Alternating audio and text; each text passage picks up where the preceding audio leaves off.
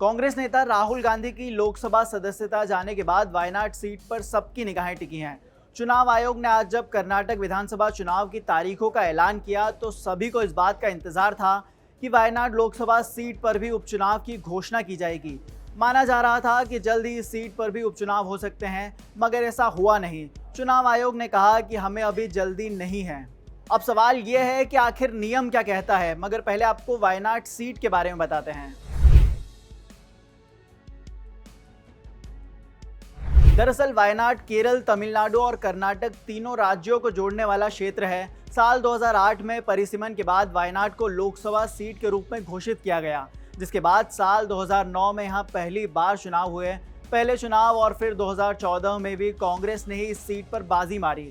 राहुल गांधी ने 2019 में वायनाड सीट से लोकसभा चुनाव जीता, मगर अब एक मामले में दोषी करार दिए जाने के बाद राहुल की लोकसभा सदस्यता चली गई। यानी कि अब वायनाड सीट खाली है और कायदा कहता है कि खाली सीट पर उपचुनाव कराए जाते हैं। अब नियम की बात करते हैं कि आखिर किसी सीट पर उपचुनाव को लेकर क्या कानून है।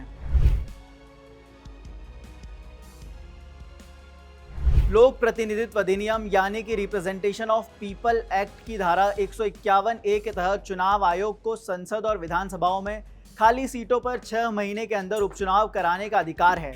यानी कि राहुल गांधी को अयोग्य ठहराए जाने के बाद वायनाड सीट 23 मार्च को खाली हुई थी।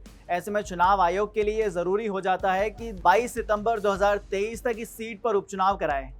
इसी नियम के चलते ऐसा भी माना जा रहा था कि चुनाव आयोग आज इस सीट पर उपचुनाव का ऐलान कर सकता है, मगर वायनाड सीट पर उपचुनाव की बात को लेकर मुख्य चुनाव आयुक्त राजीव कुमार ने कहा कि एक सीट खाली होने पर उपचुनाव कराने के लिए 6 महीने का समय होता है। ट्रायल कोर्ट ने न्यायिक उपाय के लिए राहुल गांधी को 30 दिन का समय दिया है, इसलिए हम इंतजार करेंगे। Section 151 of the Representations of the People's Act provides that whenever there is a vacancy, we have to do the by-election in 6 months' time. So this says, shall be held within a period of 6 months from the date of the occurrence of the vacancy. So vacancy has occurred and has been reported on 23rd/3/23 to us. So we have 6 months' time to do that election. And the second proviso also says of the section that remainder of the term of a member in relation to a vacancy is less than 1 year, then election will not be held.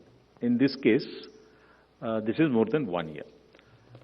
So, as I mentioned, we have cleared the vacancies till February. And in this case, the trial court has given 30 days time for a judicial remedy. And therefore, there is no hurry to do it before exhausting that particular remedy which the Honorable Trial Court has afforded. We'll take a call after that.